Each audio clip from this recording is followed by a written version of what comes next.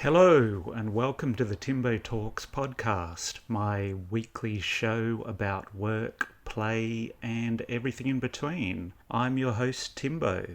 I feel quite invigorated at the moment. I've just come to the end of a month-long project where I set out to curate the greatest 1990s playlist of songs I could find on Spotify. Now, I'm quite late to the Spotify app. I resisted it for some time because the musical purist in me did not like the idea of an algorithm curating songs for me. I mean, we're subjected to algorithms everywhere now, on our social platforms, on our streaming platforms. So the idea of an app telling me which songs to listen to really rubbed me up the wrong way.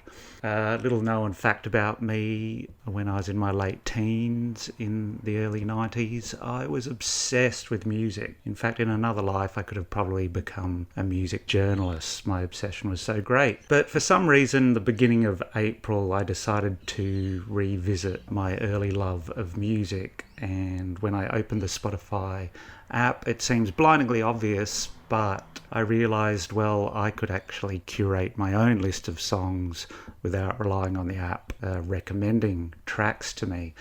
So what I did, I chunked down this project over several weekends, and all the music that I could remember, I would physically search for it and I would add it to my 1990s playlist, and then I would open Google and look up the band I was interested in, read about their history, and these articles, more often than not on Wikipedia, would have links to other bands, and then I would research those bands, and then I would search for their music on Spotify. And yes, over several weekends I ended up with a pretty solid playlist. All the way from 1990 to 1999, the playlist is 45 hours long, and it's probably between about 600 and 700 songs. And I'm quite proud of it because it was a process of discovery. I had to appraise every single track that I put on there. Nothing was automatically generated by an algorithm. If you, like me, are interested in the last great decade for music, which was the 1990s, I'll share my finely curated playlist in the show notes of this podcast. But this experience fascinated me because lately I've found that the time I spend in apps that rely on algorithms to present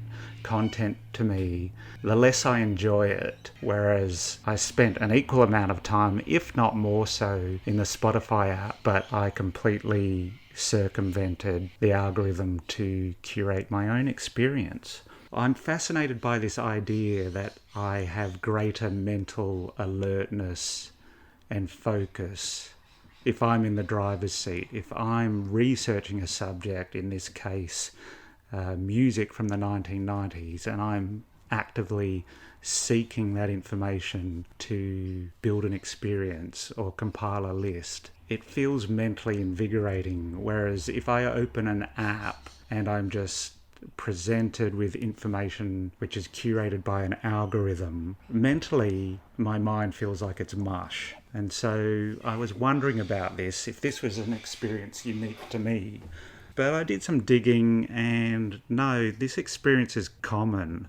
And I think what's happening is because the algorithms that operate in the background, that deliver information to us, they're invisible, but they're constantly working. They're presenting so much information to us now, much of it contrary, that our minds, if we spend too much time in these apps that are driven by algorithms, it makes our minds feel foggy because we're having to manage too many details. And in fact, it's negatively impacting our memory. I encounter this fogginess, particularly if I have a browser open, and you can have multiple tabs open at the same time. If I have half a dozen tabs open and I get up to make a cup of tea and I come back to my computer, I find it incredibly difficult to remember what I was doing. The presence of multiple tabs in the browser compounds this effect of fogginess because you're having to sort of recalibrate your attention to work out what it was you were doing before you got up to go to the bathroom or make a cup of tea. So really being presented with too much information via our displays, it subverts our decision making. But that's really what the attention economy is about. Everyone is out there trying to get as much of people's time and attention as they can. And it is an extremely crowded marketplace in the attention economy. But rather than focus on something that invigorates us or truly interests us, our minds are actually becoming fragmented and scattered. And I did some digging into this. I actually found this gentleman, James Williams. He's from the Oxford Internet Institute's Digital Ethics Lab. I was impressed there is such a thing as a digital ethics lab. And I found an interview with him, which I'll link to in the show notes. But he said that modern tech platforms were reimposing the pre-internet notions of advertising, where it's all about, well, what I said, about getting as much time and attention from people as you can. So in the past, you're driving down the street before the internet and there was a billboard or there was an ad before a movie, you sat in the cinema. This experience of having your attention captured, or if you want to be unkind, having your attention hijacked, it's happening all the time now. What fascinated me about this interview with James Williams is he talked about technologies of the past. You could call them the recent past, where he discussed the radio, television, and the telephone, and that the windows of time for people to get used to these technologies and adapt to them was actually a lot longer than the windows of time we have with new apps that appear. So each time a new technology or a new app appears, the window of time to adapt to it is much shorter. And unfortunately, the effect on us and our minds is usually negative. This is a fascinating thing he said about these technologies. James Williams, he said, one way to talk about the effects of these technologies is that they are a kind of a denial of service attack on the human will. That really caught my attention. So a denial of service attack, or a DOS attack in cyber warfare, or on the internet, a DOS attack, it's an attack meant to shut down a machine or a network so it's inaccessible to its intended users. And a denial of service attack accomplishes this by flooding the target with traffic or sending it information that triggers a crash. And because, as this fellow James said, our phones are now the operating system for our life, every time we switch one on, we open an app, we're basically subjecting ourselves to a kind of denial of service attack. It's having a negative effect on vital capacities that make us human, like willpower, and it's forcing us to make more decisions about things that we don't really want to make decisions about. Do I read this? Do I scroll past this? Is this interesting? How am I meant to feel about this? Should I react to this? What does it mean? What's chilling about this is a type of distraction that wears down our cognitive abilities, but because we're subjecting ourselves to it each day, we're being distracted by the same thing in the same way every day, it actually adds up to massive chunks of time. So these sessions of distraction, they'll soon add up to a distracted week, and then those distracted weeks will soon add up to distracted months. And what do you have at the end of it? You have nothing to show for it. So compare this to my recent experience with a Spotify app, where I set out to control every piece of content that went into my 1990s playlist, and I chunked that task down over several weekends. Not an important task, but it has improved the quality of my life because now I have a 45-hour playlist, which is a reflection of my personality that I set out to create. Whereas if I didn't set that time aside to use the app in a deliberative, focused way, what would I have? Well, a mind full of mush. and possibly negative emotions. So this is a reality. This is what we're all dealing with. We're actually drowning in a sea of information, which is good, because if you want to discover something, that information is out there, but for some reason the opposite is happening. Information is abundant, but attention is now scarce. Which seems like a cruel joke, because if we ever lose the internet in the future, and there are those of us who remember what it was like to have access to all this information, I think we're going to feel quite bitter about it, because will we honestly look back and be able to say, yes, I made the most of my time while I was living in this golden age of information? It takes a supreme effort, though, to use these technologies in a way that isn't harmful to us. Now, I know a lot of people listening to this would probably choke on that, but it's not obvious with a lot of apps what the bias is, the way it's been engineered. Is it really to help you, or is it to circumvent your rational mind or hijack your decision-making process? And I don't think it's in our interest to presume that each new app that comes along has actually been designed to improve our lives. I mean, some obviously do improve our lives. I'll get into this very soon. Like, obviously Google Calendar is a very helpful thing that can improve your life. Spotify has improved my life because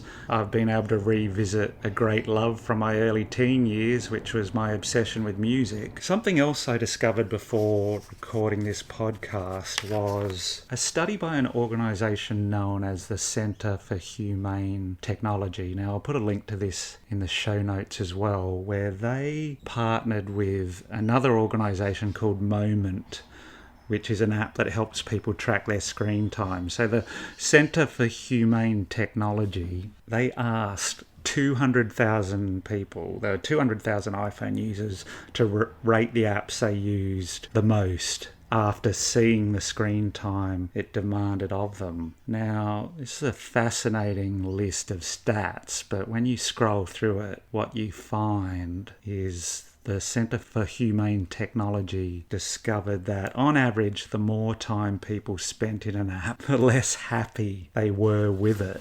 So things like Candy Crush, Facebook, Grindr, Tinder have fairly high daily usage measured in minutes, but they also have, from this study, the largest percentage of unhappy users, whereas the apps where people spent the less amount of time in had a higher percentage of happy users. Audible, 97% happy users, but daily usage only about 8 minutes. Podcasts have a high percentage of happy users. Kindle, no surprise, a high percentage of happy users. A Kindle is a fascinating case study, because I have a Kindle, and when you fire it up, it simply goes to the last page you reached from your last reading session. You're not bombarded with notifications. You don't have other things popping up to distract you. You just simply focus on the book, one page at a time. So no surprise there. Google Calendar had one of the highest percentages of happy users, but then the daily usage was only about 3 minutes. So fascinating stuff. Going back to my earlier thought, though, I think part of this is it's not only less time being spent in the app that makes people happy, it is the type of app. So those examples there of Audible or podcasts or Kindle, even Google Calendar, as a user, you're in the driver's seat. I mean, you could argue you're in the driver's seat of the other apps, but because they're so algorithm-centric, as soon as you log on, you're bombarded with information that possibly not in your best interest to spend time on. Something else I discovered in my research before recording this podcast, which really alarmed me and made me put down my notebook and just sigh, was another study, which I will link to in the show notes as well, that showed that repeated distractions lower people's effective IQ by up to 10 points. Now, that doesn't sound that bad, but it's this next bit that disturbed me. That IQ drop by up to 10 points is over twice the IQ drop that you get from long-term marijuana usage. Now, if you've ever met anyone, if you have a friend or loved one who has used marijuana over a long period of time. I'm not talking about the casual user. And if you've seen the effects it has on their cognitive abilities, it's really sobering. So these platforms that are bombarding us with repeated distractions, it's worse than long-term marijuana usage. It seems kind of hypocritical to lecture our young people about drug usage but ignore this. So this level of distraction, or what I would call weaponized distraction, is not really a bug of the attention economy, it's a feature, but we need to be aware of it. Back to James Williams from Oxford Internet Institute's Digital Ethics Lab. He had this fantastic illustration. He said, if a GPS distracted us in physical space in the ways that other technologies distract us in informational space, no one would keep using that GPS. It's hard to argue with that logic. One of the greatest information-rich environments our civilization has created, which predates the apps and the internet, is the museum experience. So go to any decent museum in a major city. It could be a natural history museum, it could be an art museum, it could be a historical museum. We also have the Maritime Museum here in Sydney. You go into any one of these environments and you are subjected to a lot of information, but it's carefully curated. It is not served up to you by an algorithm. You can clearly see the hand and creativity of the museum curators behind the exhibit. And even though there's a lot of information, some of these museums you can't even see every single exhibit in a single visit. But the effect isn't one of being exhausted. You feel like your life has been enriched if you take the time to soak in all the different exhibits and information. So we really should be treating our own minds like our own personal museums. What experience do you want to have in your own mind? Be your own museum curator. Curate your own museum. Thank you for listening to the Timbo Talks podcast. If you enjoyed this episode, please find my other episodes on Spotify or Apple Podcasts or your favourite podcaster app. If you want to find me online, you can do so on Twitter or Instagram, where I am Timbo Horan, TimboHoran, or you can visit my website, timhoran.com. Until next time.